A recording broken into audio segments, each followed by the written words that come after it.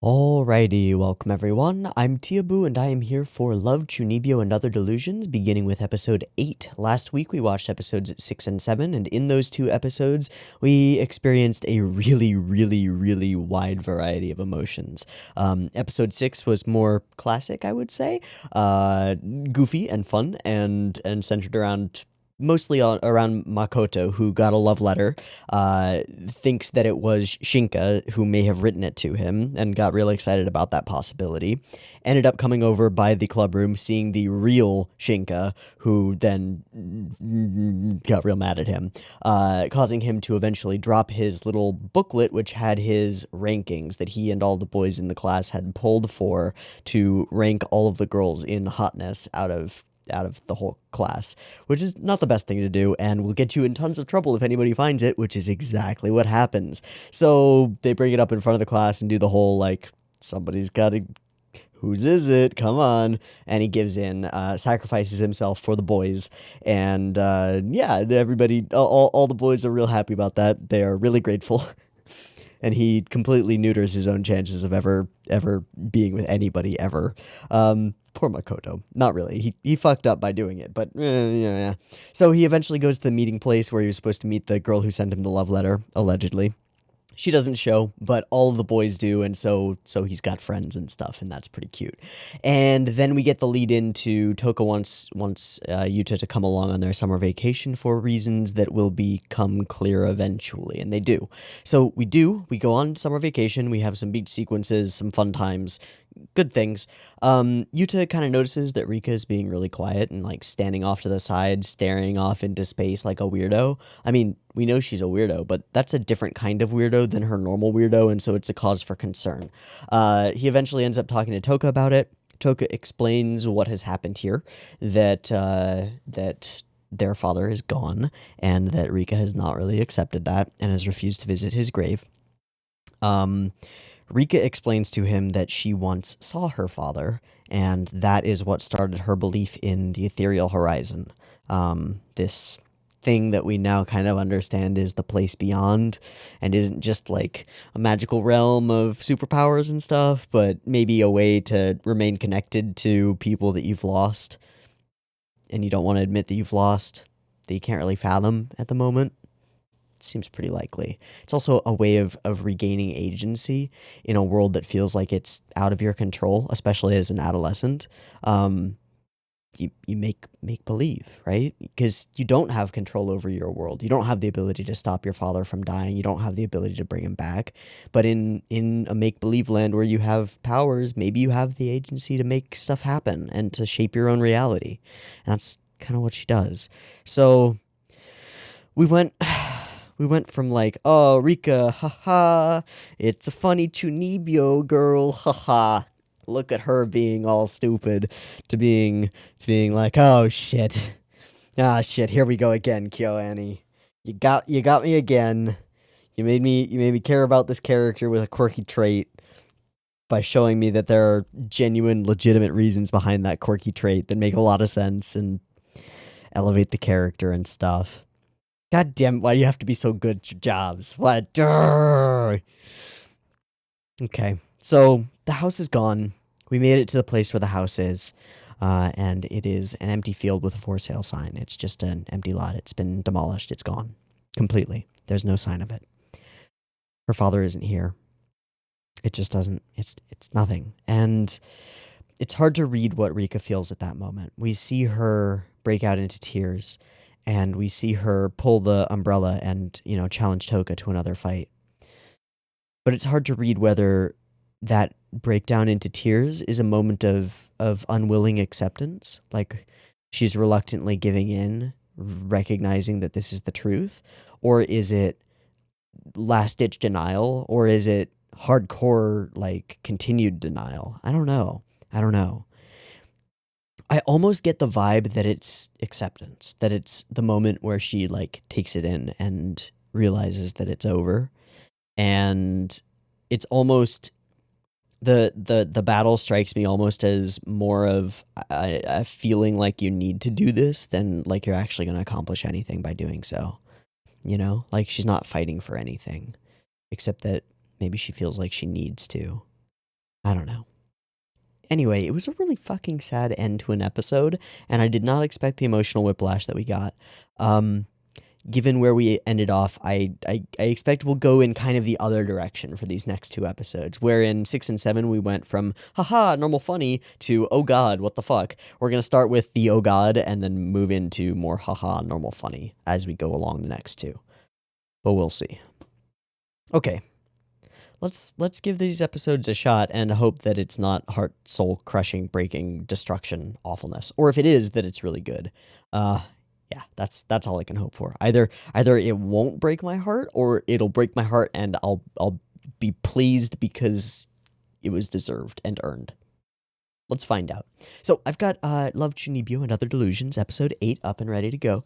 It is sitting at 0 seconds. There will be two versions of this reaction. You can find a picture-in-picture version of the video up there, linked in the description. Timer-based version will be up on YouTube. You want to do a syncy thing, sync up your own copy with the timer-based version, you're welcome to do so.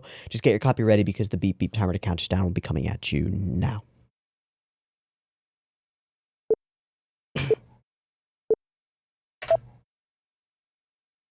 Yeah, okay. We're starting right there. Kind of have to.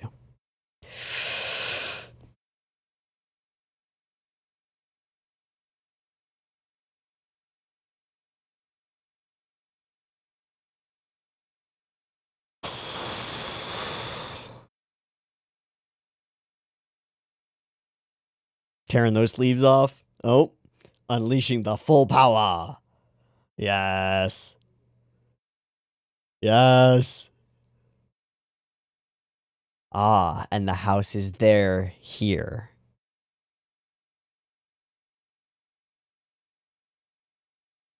It's not in reality, but it is here.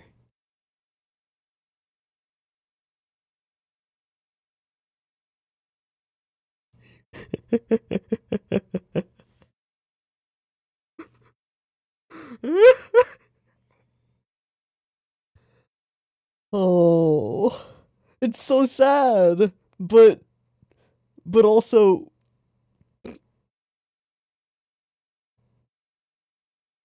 uh, oh, mom still exists?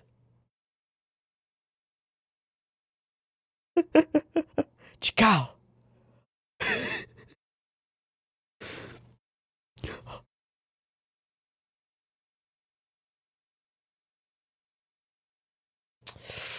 Ooh, it hurts Toka too. Yeah. Because she can't put it away until Rika does either. You know? Oh, knocked you inside the room and it's paper thin. It's not real. And it's falling apart. Oh no. Ah.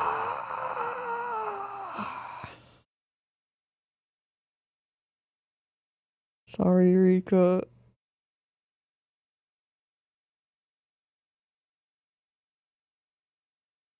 Don't say that. Thank you.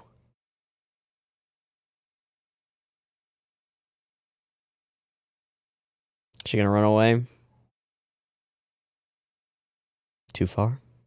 Oh, I'm actually surprised by that. I genuinely thought we would not get an OP in this episode. Just given the way that we started. It was so dramatic that I thought that holding off on doing the OP might be a good idea.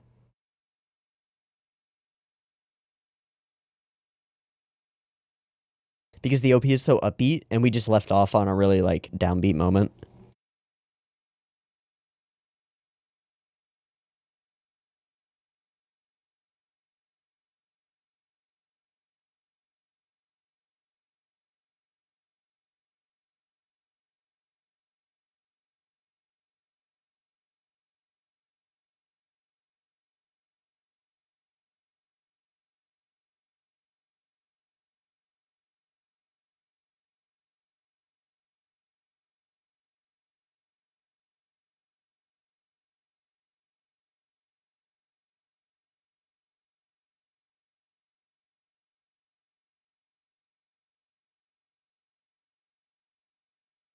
So actually, this is a weird thing, and I'm not going to be able to elaborate during the OP, right? But it makes me want to think about more explicitly the relationship between humor and tragedy.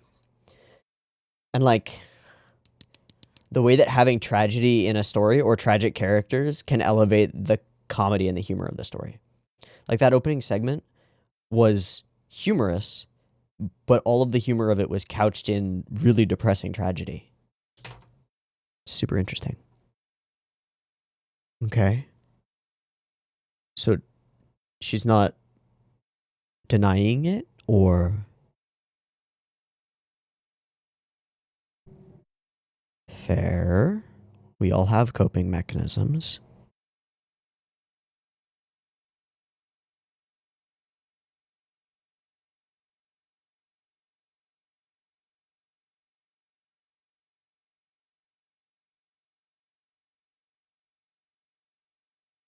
Hmm.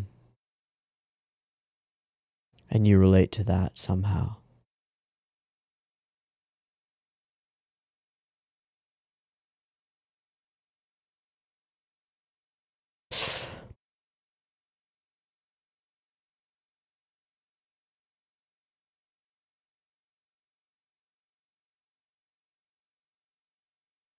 There's the runaway. It's a good line. That's what it means to become an adult.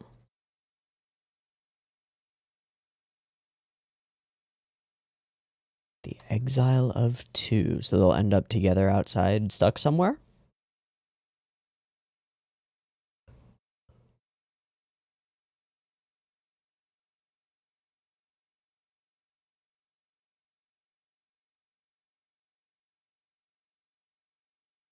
Oh.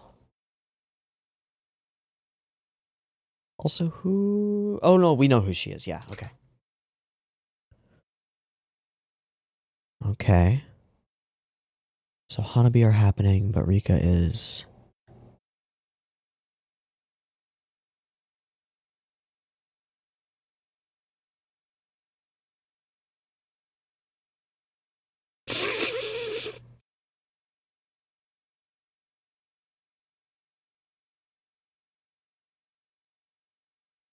Fuck. Oh, hi, doggo.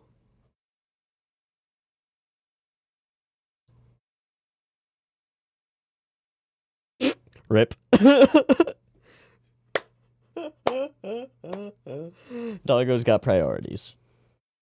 A. A. I don't think they're coming.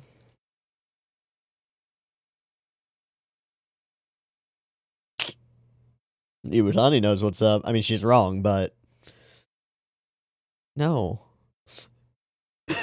No. No, Dekamori. No. Alright, where is she? Where did she go?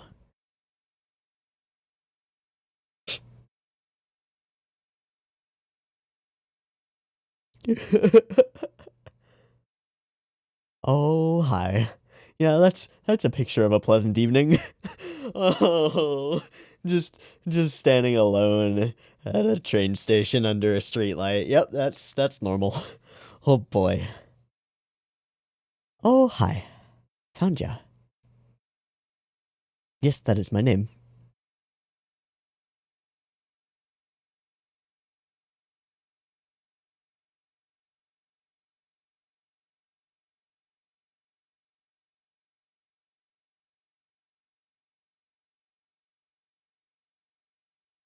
Hmm.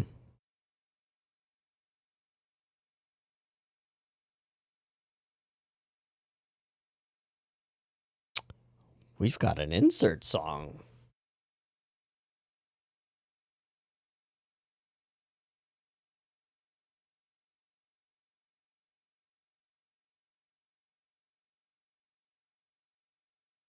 Shh, shh, shh, shh, shh, shh, shh.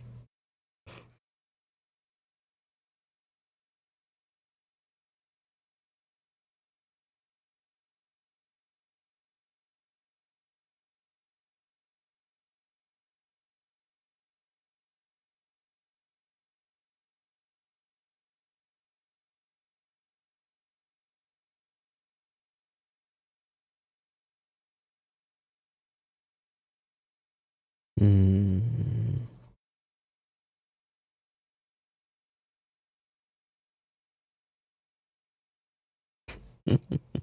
Not quite. Uh,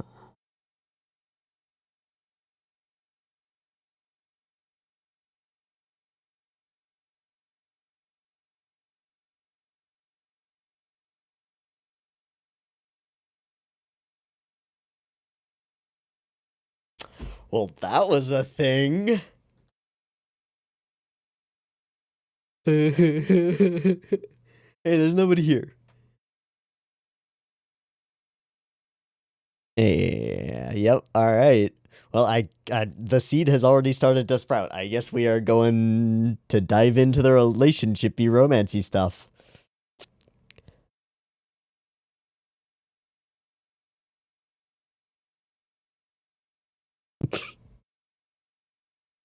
She's thinking something else. I don't think it's an act.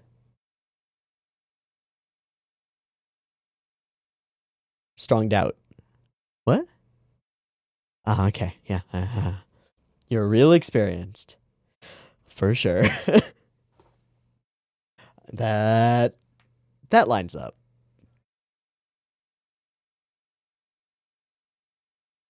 Yeah, burning. Oh, she didn't notice until now. Oh, she is gonna kill you, Daikomori.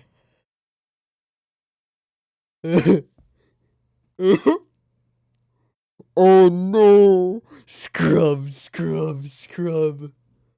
Oh, it's a full-on loofah. Oh no! Oh no! I love me a loofah, but oh no! We're going home ahead of you. Rika's with me, don't worry. Alright.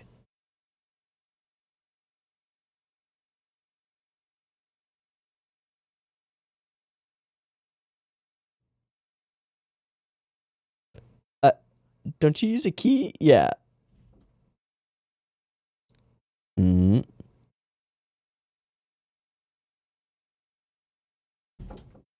Hmm. Who left food for the cat?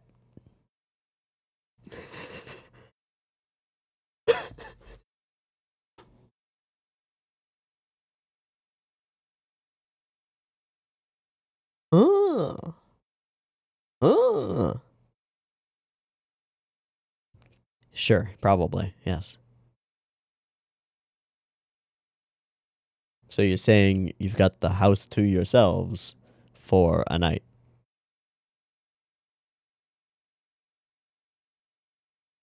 Nothing's gonna happen. What? What? What? What? What?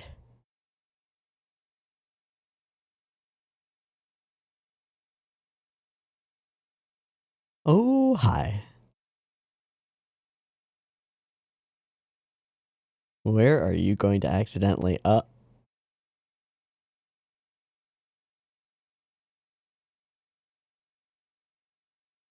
something horrifying?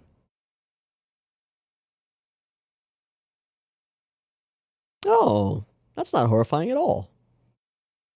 That's obscenely cute, actually. You say yes now. Right now, hold on. Right now is the time when you say yes.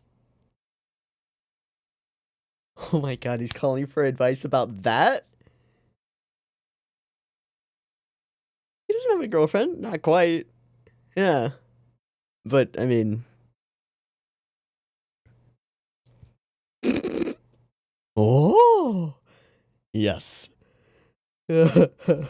Sorry, dangerous thing just occurred. Hold on.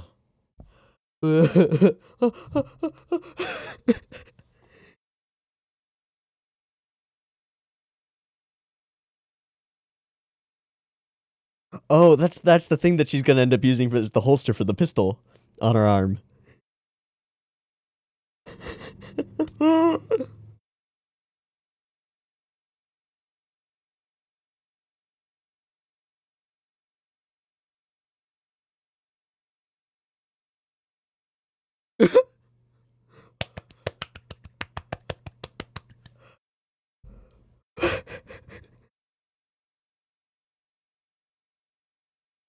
Mmm. Food.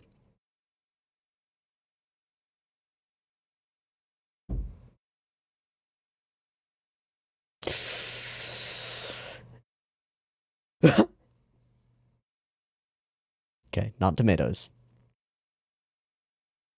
Now there's an idea.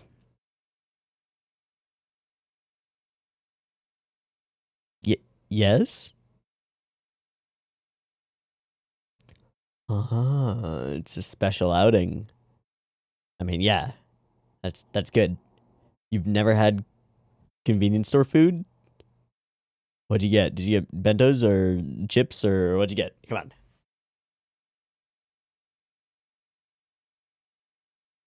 Ah, just an onigiri with tuna. Its structure has piqued my interest. Mmm. This is pretty wholesome.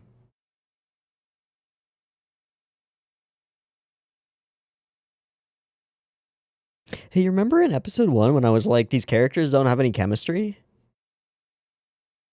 Yeah, that guy's a fucking idiot. Ow. Yum yum karage. A smart tape? What? Oh.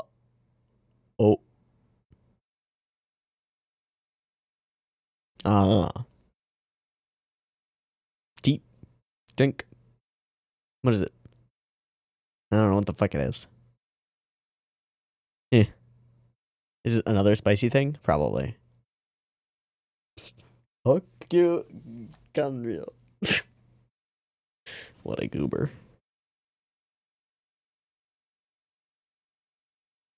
This is a shot.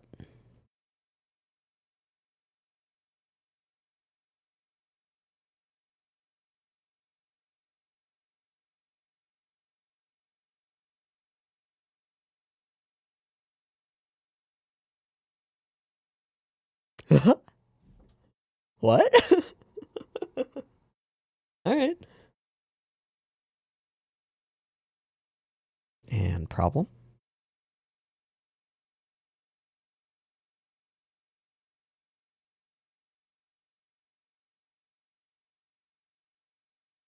I think she just wanted to go on a walk, dude.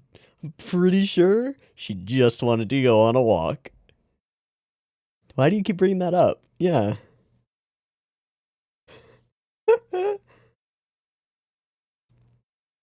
They're fine, man. It's weird.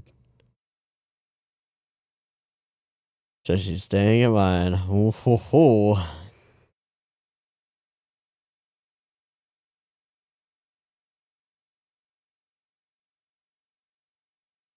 I mean, yes, but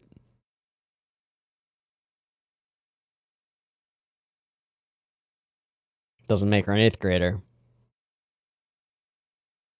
Close. Close. Please be quiet. Thank you.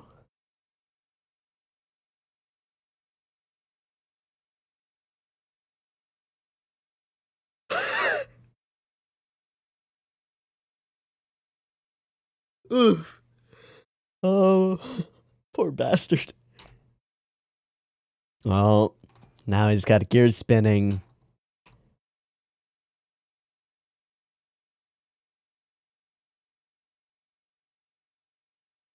Are you...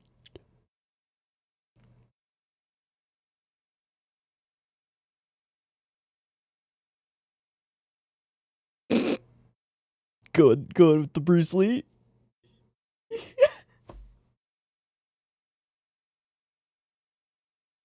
And that's a little weird.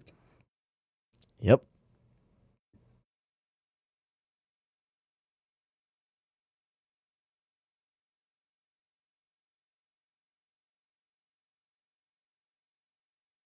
Mm-hmm.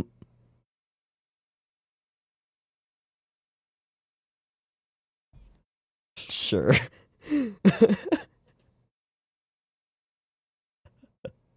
uh, what is gonna happen?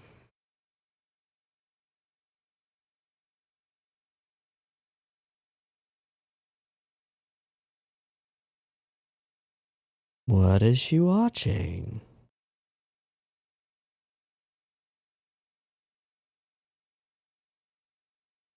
The priestess? Ooh. Got some romance in the mind. Same thing.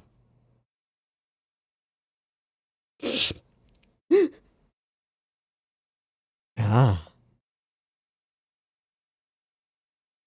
Neither of you know what the fuck is going on. I have some ideas, though. Wait.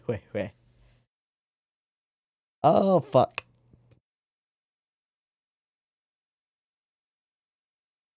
Oh, we're implying a kiss. It's not gonna be, but that's what we're implying. We're gonna undercut this, for sure. No, dude. Nope, you're gonna build this up in your head, and that is not what she's doing. She is going to... I don't know, like bite you or something. Or... that... Yep, that makes sense.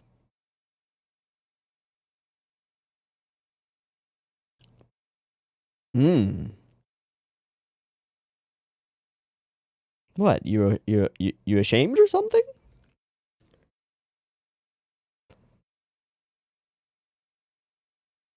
I don't even know what that is. Aww, alright.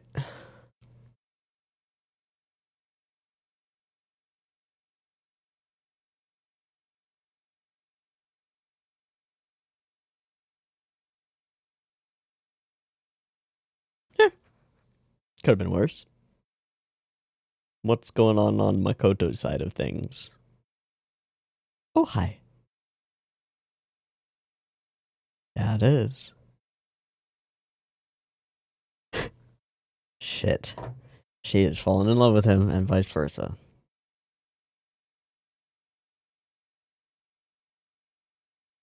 Nobody's there. You are relatively safe here.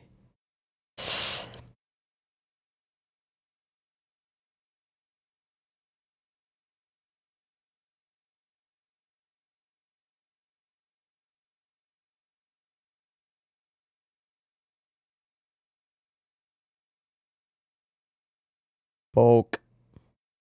Oh, never mind.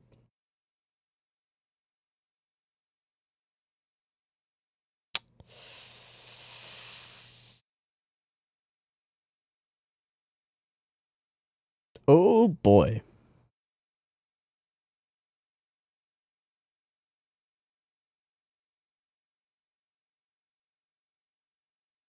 Yeah, plus 10 chemistry, plus 10 relationships. Fuck, okay. Guess we're diving into it.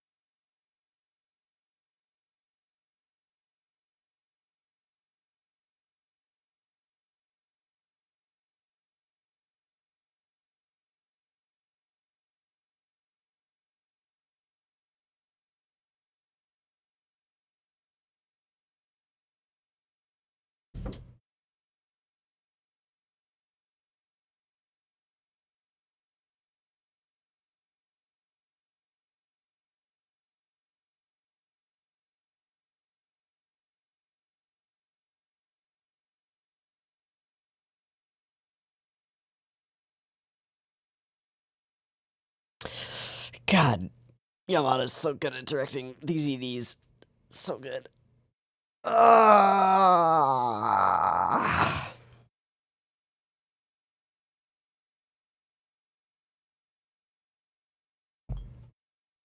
Okay. I really like this episode. I think this is a really solid one. One of the more solid episodes of Chuunibyou all around, I think. to the point that I want to look up episode director and storyboard early in the episode. Before I do, however, I just want to mention a couple things as like foundations for what I want to talk about as we move forward. This opening sequence, I would say, is like the most poignant portion of the episode, I think. And the stuff that occurs after it is really good, but focused more on building up the relationship stuff. This part is what I found really fascinating, visually and in terms of the dialogue and the lines that are being said are really good. Just really good stuff. The playing it straight, serious, over the top, almost over the top, orchestrally epic score that holds both in the rendered reality world where they're fighting. We've got this like this chorus in the background, this choir, and all kinds of stuff. It's big and loud and awesome. And as they transition between realms, it stays the same. There's no breakup of it. It holds in these sequences as well, because this is an emotional battle, right?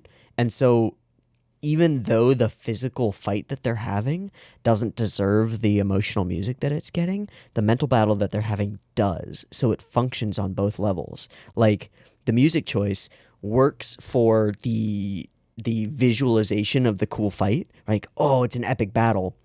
And it wouldn't work in reality. It would function as a joke in reality, just as it has in previous situations, right? Previous, like, oh, they're in crazy battle land, and then they're doing the epic thing, but it's ridiculous looking. Here, yes, it's ridiculous looking, but the context provides what's necessary for it all to mesh, and it all meshes. It's kind of awesome. It's kind of amazing. But there it is, right there. Don't you get it? We can't change the past. And in this moment, we see that this hurts Toka a lot. That this isn't good for her either. That she's struggling with this, right?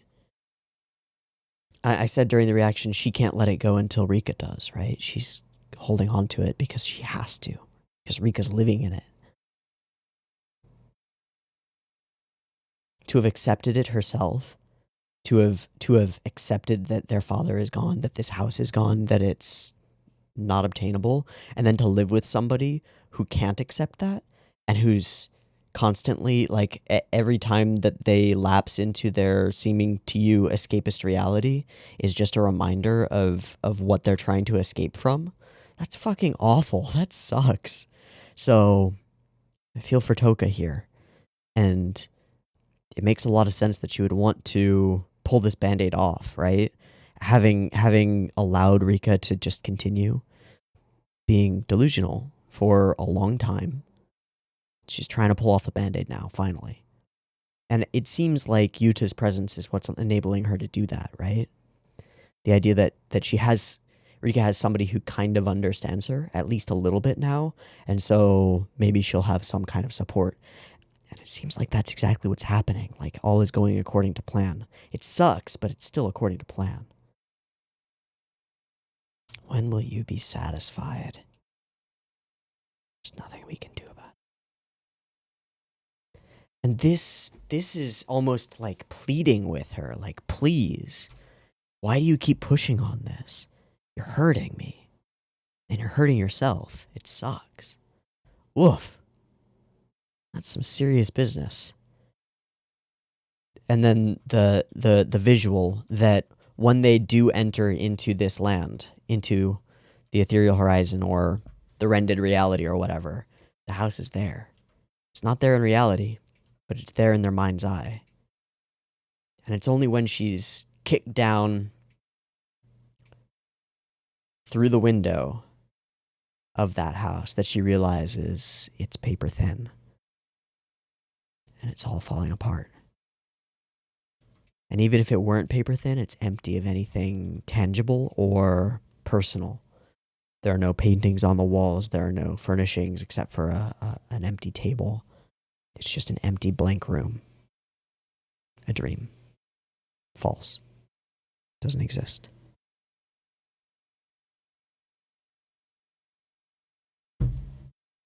And so there it is. Boom. No.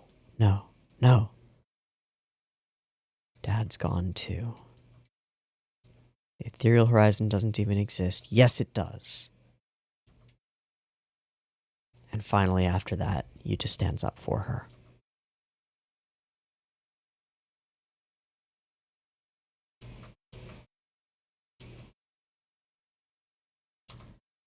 I think you're right, Toka.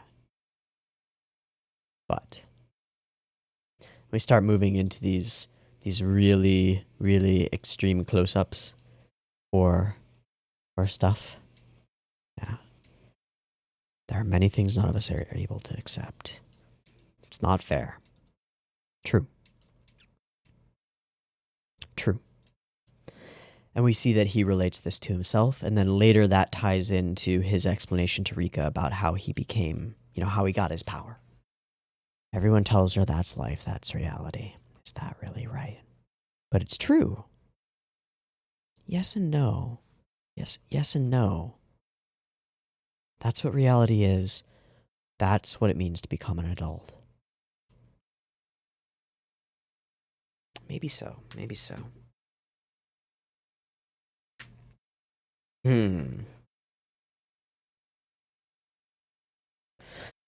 I want to zone in on this line. She wonders if it's okay, or she just wonders if it's okay to sum things up with the usual platitudes as if that was all there was to it. And its context, which I think is important for it. The next line being, and yet everyone tells her that's life, that's reality. And then the response from Toka, but it is, that is reality. Everyone has to live with it.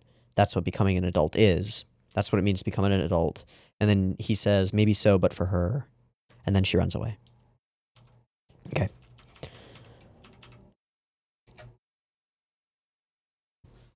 This is an interesting redefinition of Rika's Chuunibyou-ness. Is it really okay, having lost someone, to say what everyone says? He's in a better place. If you're religious, God works in mysterious ways. Whatever.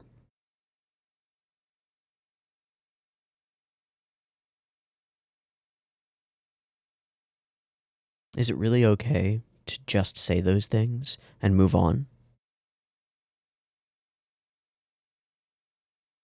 Isn't that a little bit disrespectful of the loss and what it means to you, maybe? That all you can do is stick with kind of canned responses that don't really mean anything but are meant to make you feel a little bit better. And Yuta says that Rika has rejected that idea. That her extreme Chuunibyou-ness is a kind of extreme self-expression.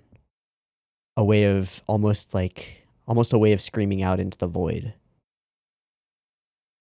Like, no, it doesn't really accomplish anything, but neither do the platitudes. Who's to say that coping one way is better or more acceptable or more normal than another? And then the line, that's what it means to become an adult.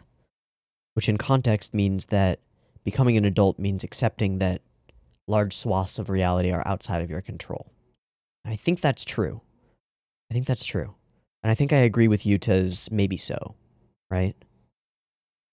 I think it's true that adulthood, maturation, a large portion of it is understanding that you don't have influence, or understanding the limits of your influence or your reach, your ability to affect change on the world. But understanding that your ability to change the world is finite is different from believing that you have no agency, no ability to change the world.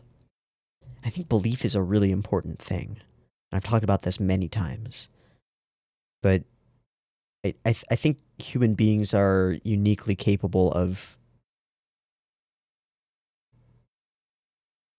manifesting our beliefs, let's say. And it doesn't quite function in this context because obviously the things that Rika believes in are not real for the most part. She doesn't have superpowers. She doesn't have a super magic umbrella. She doesn't have a wicked eye that actually has magic powers in it.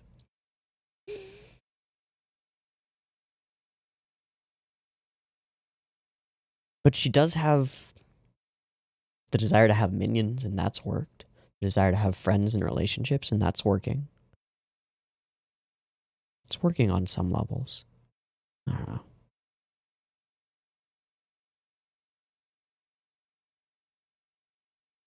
I feel like there's a lot more to unpack about this line. That's what it means to become an adult, to accept that reality is outside of your control. Something about it, like, rankles me. It irks me in a way. I can't quite put my finger on why.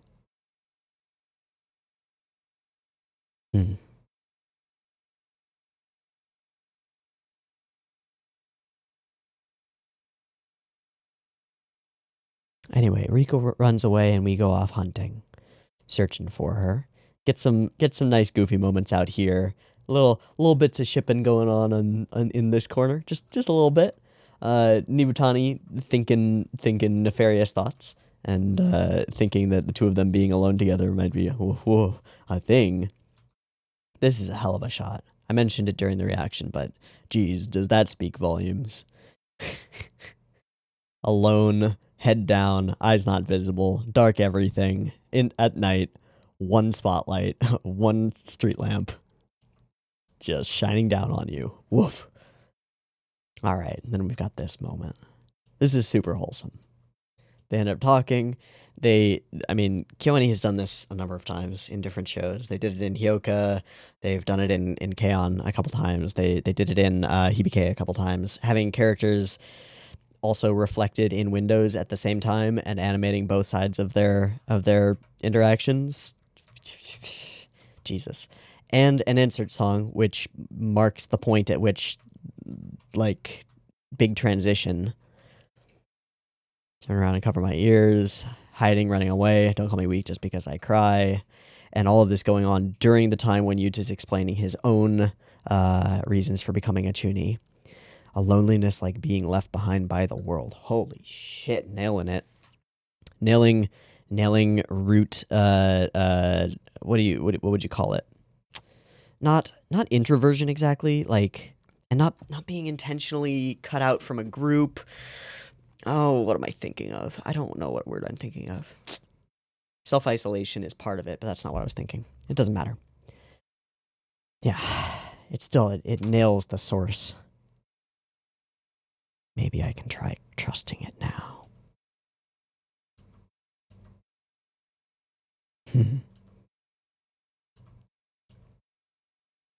Our eyes met in the window. We just hold this moment.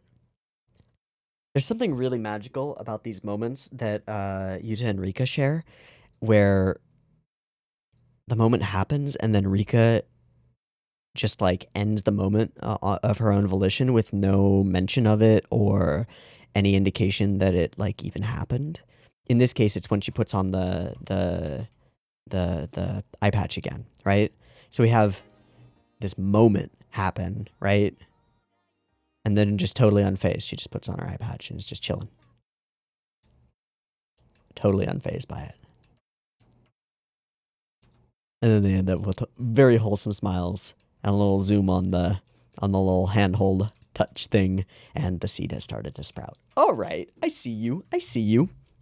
Okay, and then we get this sequence where we discover that Kumin is just as much of an airhead as we thought she was, and Nibutani realizes that it's not an act at all. Mildly fan-servicey shots, little bit of down towel going on here and stuff, all throughout this sequence. Little bits and bobs of fan service. Not a problem. Quite nice, actually. And this is just horrifying. It's the most horrifying idea. Sunburn plus a genuine loofah. I use loofahs, right? With the scrubby side.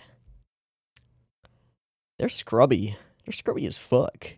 It's really invigorating to scrub yourself down with one. But it also peels off like the top layer of skin, so if you're sunburned, that's gonna be painful. Don't do that. That seems like bad. It seems like mucho bad. What's the deal with eating watermelon here? I don't know. Is that important? I don't know. Okay, so we end up locked out, end up having to sleep in the same house, which is good, and end up just doing some chilling things together. They have a moment. The running gag of Makoto calling him for advice when... Come on, man. Wonderful and ridiculous. Showing off little bits of stuff, going to the convenience store. This scene is so cute. No, not even this. Not even this part. Not even this part. No. Before this. This. Yeah. This shot in particular. Where we hold behind them and just show Yuta, like, showing her what to do and stuff. They're just growing closer. This is chemistry in action. Chemistry growing. And it works. Right? This is where these characters have clicked. And they have. And it's working. And I'm very happy about that. So yeah, we get this shot from behind. Reminiscence. And leads into, I don't want to go home. Bathe in the moonlight. And then more calls. And he gets screwed over by his own hesitation. Looks like you were going to be on the phone for a while. I peaced out. You fucked up. You fucked up. She does this little Bruce Lee pa. Waka pa. Wonderful. And then smells that delicious Yuta scent.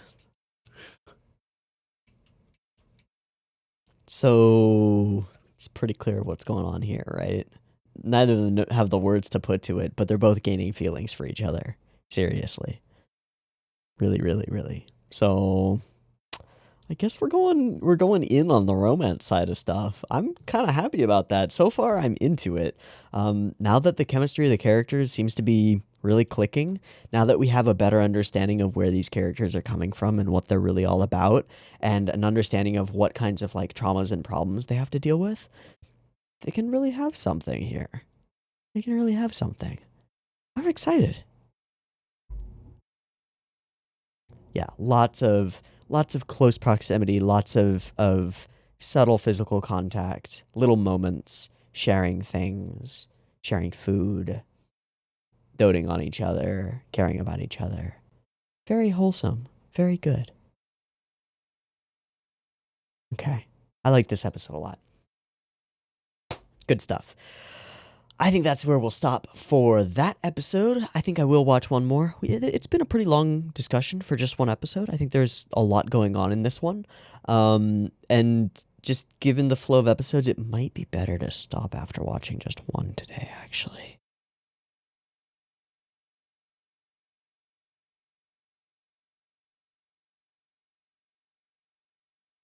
Give me a sec. Let me look how many episodes there are. I think it's 12 in an OVA, which means that 8, 9, 10, 11, 12 OVA, or 9, 10, 11, 12 OVA. That's tough.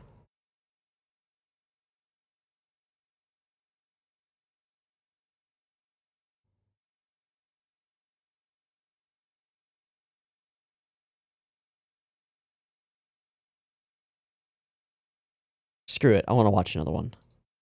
Screw it. I want to watch another one. Yes, it's been almost an hour of discussion already. Yes, this would be a better place to stop because then I would be able to do 2, 2, and then 1 for the OVA. But I want to see what's going to happen next. I'm invested. I would like to know what is the next step in their potential relationshipiness. I assume it will be awkwardness because they are both fucking children and also awkward. So I assume there will be plenty of additional cringe, but it will be like romantic cringe, which may be worse or maybe better. I'm not sure. Okay, I'm gonna take a breaky thingy, do a sneaky thingy, be back in a minute for back in a minute for episode 9. See you in a minute. Peace. All right, welcome back. We are good to go for episode 9 of Love, Chuunibyou, and Other Delusions. I'm looking at the very first frame, and there are 2 girls, not main characters, who appear to be painting a big old banner. I don't know what it says, because I don't read the Nihongo, but I'm going to go out on a limb and guess that this is a cultural festival, because I've seen me a couple of KyoAni cultural festivals in my day, and this looks like one. So I don't know how that's going to play into what happened in the last episode, but let's find out. Lots of things can happen during a cultural festival. Okay, I've got the episode up and ready to go. Beep beep timer.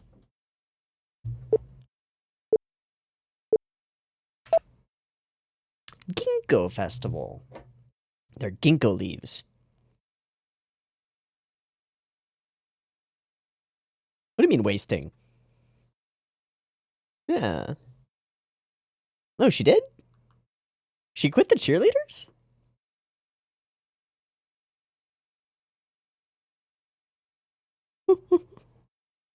Oh, yeah. Right. Right. Okay. You were just doing that to get the girls. Now you got a girl. All right. Okay. What kind of something?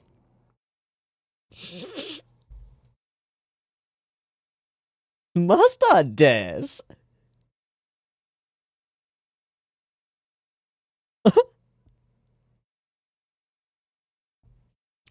Did we really pull it off, though?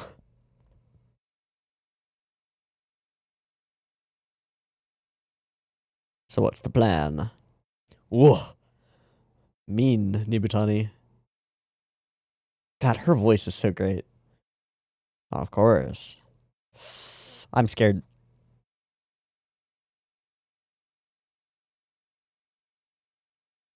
Wow, we skipped a lot. Oh. Oh, so things have been just simmering for months. Wow, that's a big time skip.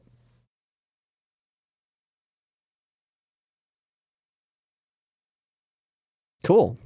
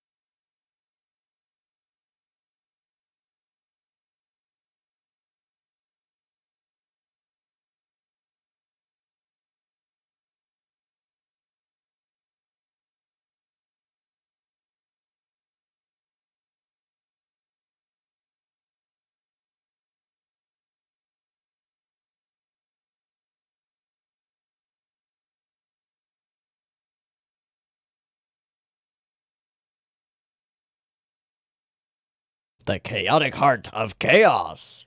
Mmm. The bloody axe of blood. Oh boy. Oh no. Oh no. Yeah.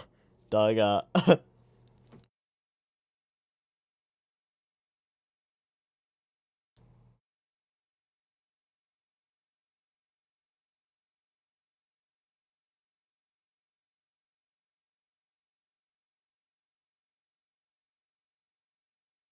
I was trying to figure out what the hell she was doing. Okay. Awkward. Oh my god. She's actually the worst at this. They're both the worst at this. Oh no. Uh, and you really haven't. You really haven't.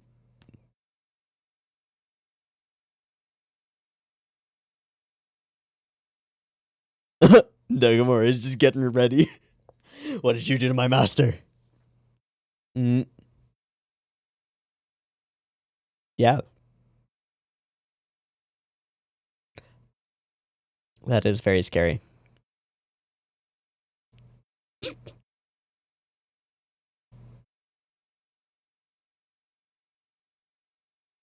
It's just that. There's nothing weird.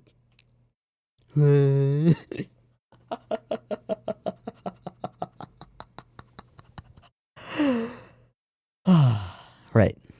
Yeah.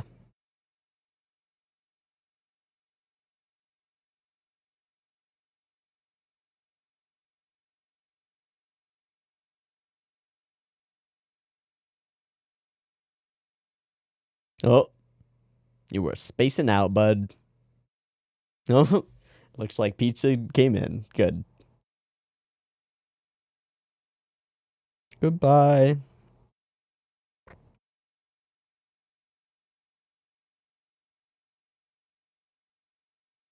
Mm-hmm.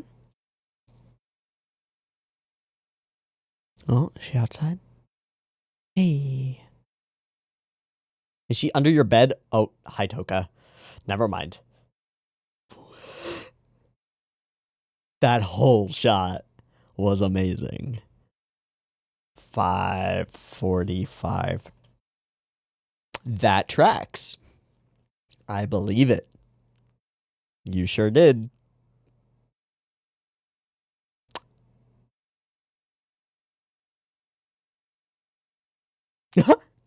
So, like Nibutani? Is she... She's checking herself.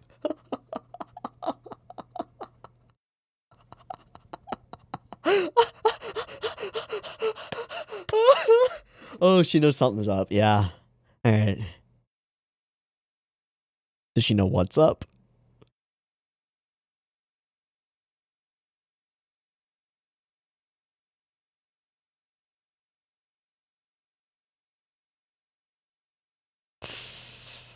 Do you?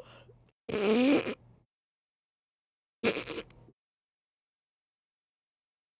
think that's fair.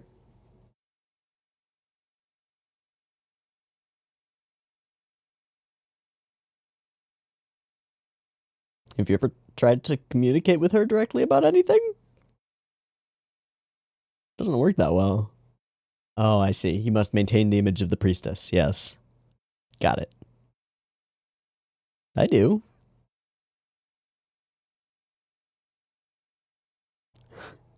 Huh? That's the second time we've shown the roof. What's up with that? Always. Evil red fruit. Oh. Oh. Just out of spite? Oh my god. Yep. She's really trying. Straight to the trash can. Nope, out she goes. Nice try, bud. Sleeps wherever the hell she wants. She just sleeps wherever the hell she wants. Yeah, what is this construction that's going on? Oh, hi, Rika.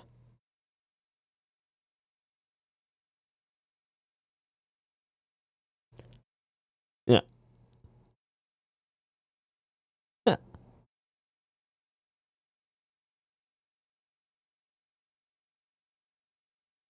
Oh, you mean the thing that's making you feel all weird? Uh-huh. Uh-huh. The unexpected, I see. Well, otherwise, why would I feel so weird about him? He's got some strange aura that's causing me to feel weird things. Only I notice it. Mmm. It makes me feel all nervous and my heart rate increases whenever he's around. This is so dangerous. Yep. Yep.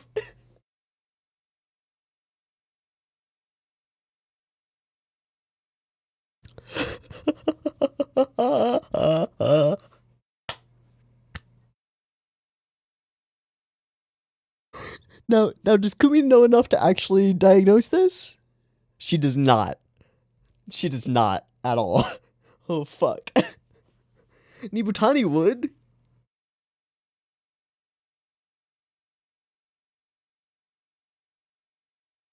Oh, no. We have just grabbed all the worst choices. See, she'll go without question. Kumin doesn't know enough to know. Everybody but Nibutani is a bad choice. Teko-chan!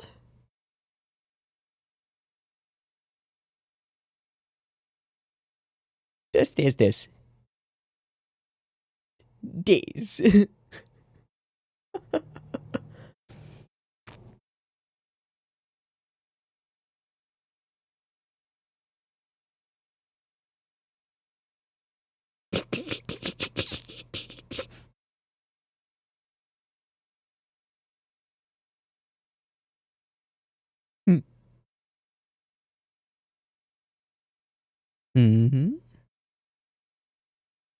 Hmm.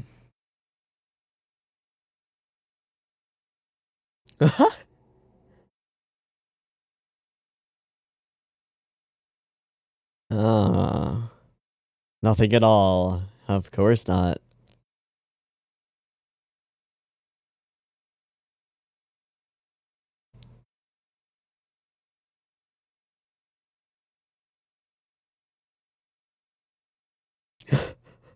Completely forgot his existence. Whoops. When the moon waxes full, come to the shrine. Ah, yes.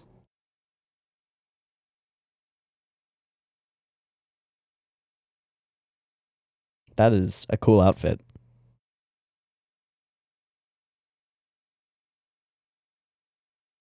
Hey, this is a trap.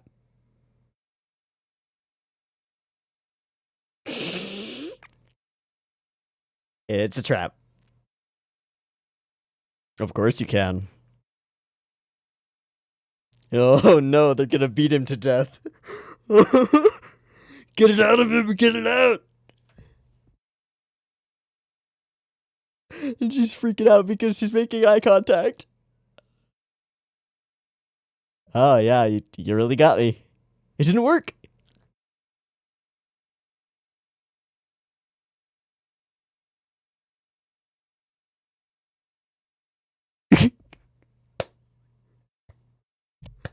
You can't see my after images.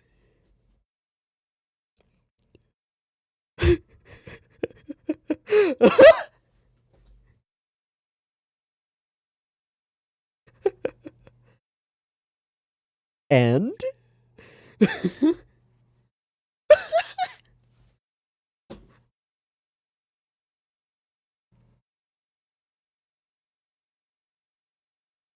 how dare you be nice to me? The dark anomaly is getting stronger. Oh, she made eye contact. Oh no. The spell has been cast. My protective barriers are too weak. Oh, there we go. Finally.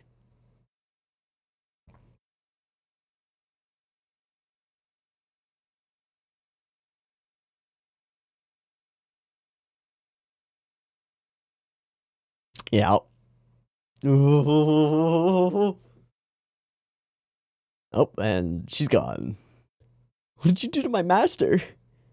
The little tiny witch hat. Ah, has no idea what to do about that. Wow, that was only half an episode. Whew. Okay. Hmm.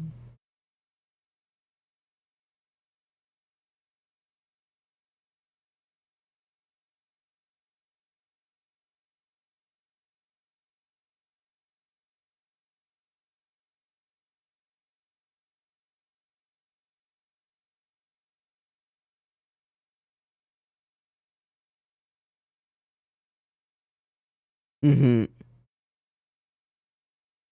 Mm-hmm. Hmm.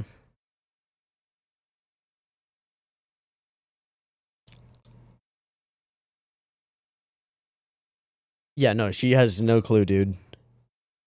That was animation. 14, 20 hands. Oh no.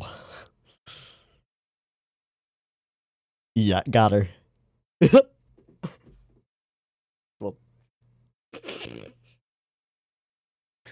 be gone. Ha. Oh.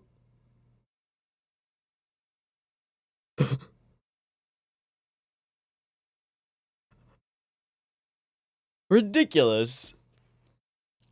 No, she's. Oh, yep. Sure. What is the deal with the butterflies?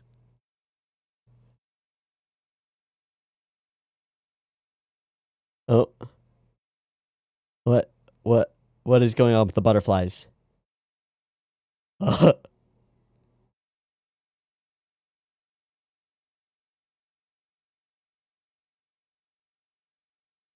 Yeah. is just fully confused.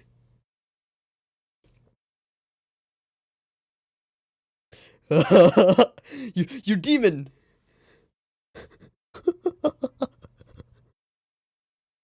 Certainly. Oh,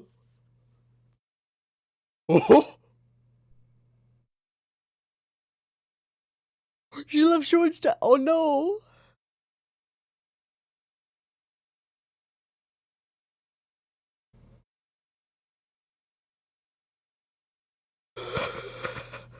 No trouble, eh? Ta-da.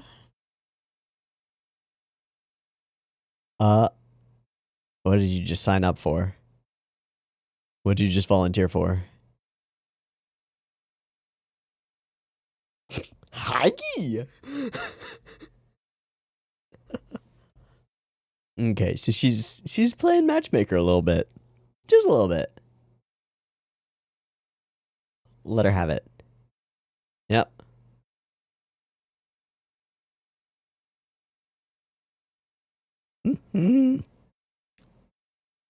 Oh. Oh my gosh. Oh no. Oh no.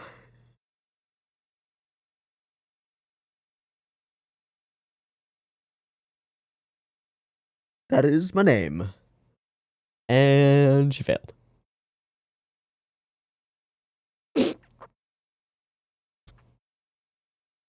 Uh.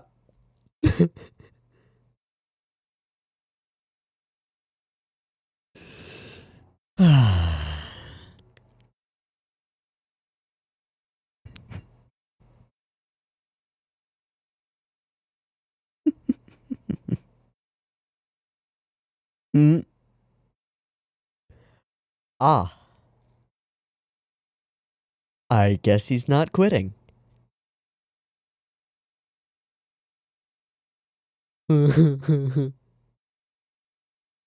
Yeah, just steaming. Oh no. Oh.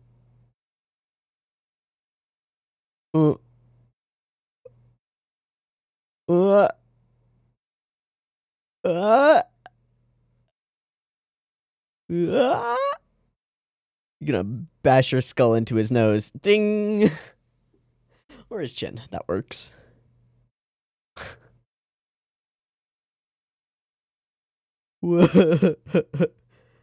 Oh god, we're gonna go misattribution of. Oh.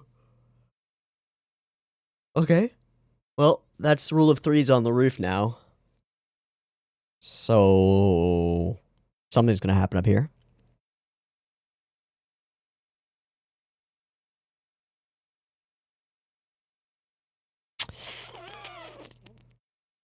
Eh.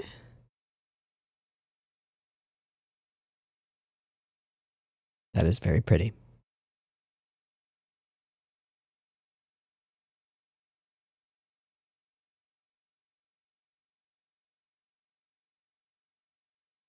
I meant you, baby.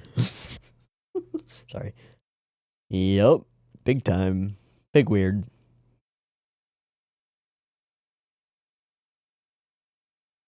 Nope, that's not the issue.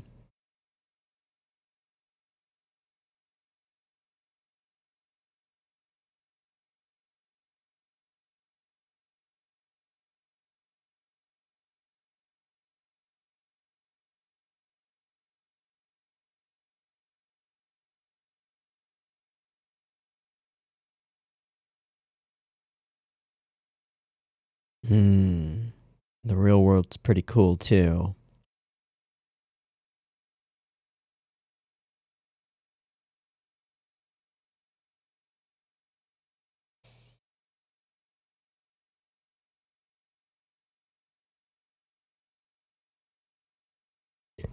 Is she gonna fall off the fucking... Oh my god. Go catch her. Go catch her. Go catch her. Go catch her. There's our moment. But the confession isn't gonna go through. But he's gonna save her. Do it.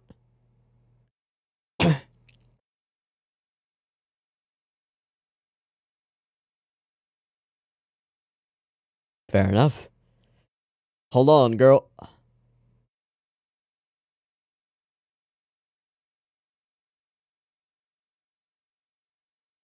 A first person. And it's okay, and it's episode 1. Yeah. Yeah.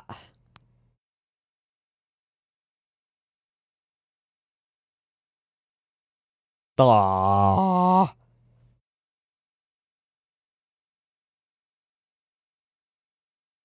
No, she just wants to hold you. Just let her. Yep, just do the hold. Yep. Let it happen, Nibatani. This is all that was needed. There we go.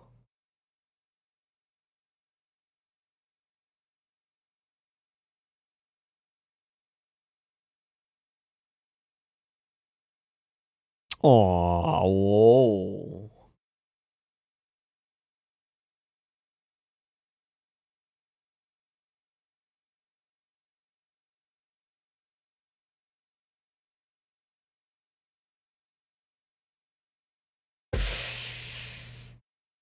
Shit, man, they nailed it. They nailed it again. All right.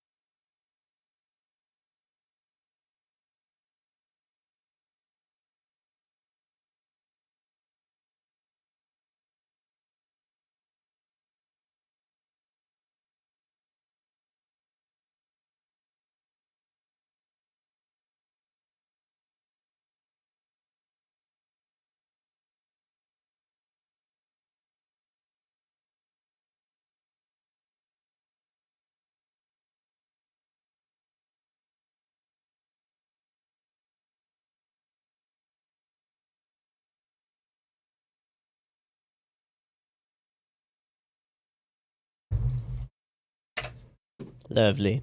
Lovely. I said it right at the end of the reaction, but I think they nailed it again. This works for me. And I would say that I think I was pretty right on the money in saying that these next 2 episodes would be kind of an inverse of the direction that the last 2 took, with the last 2 starting off in normal Goofy Land and moving into Seriousville, and these 2 starting off in Seriousville and moving over more into normal Goofy Land, or at the very least transitioning from serious, like, sad stuff to serious, uplifting and positive, wholesome stuff, and romance and things. I think they did a really good job of it. I think this works for me. Again, the chemistry between the characters exists now, which is huge, of course. Really, really big. The time skip is interesting. I didn't really expect that. I thought we'd be a little bit more locked to time, but it makes perfect sense. And it makes sense that they wouldn't have really interacted immediately after such a situation.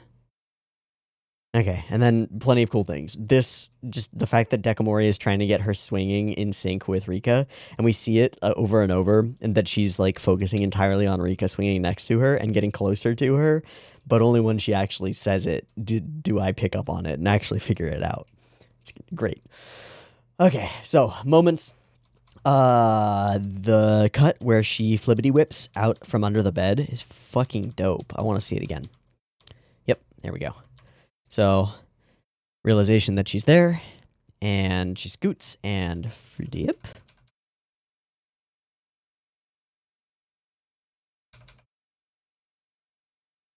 I think that's how you actually do it. I think they studied somebody actually doing it. That kind of like backward rolling get up.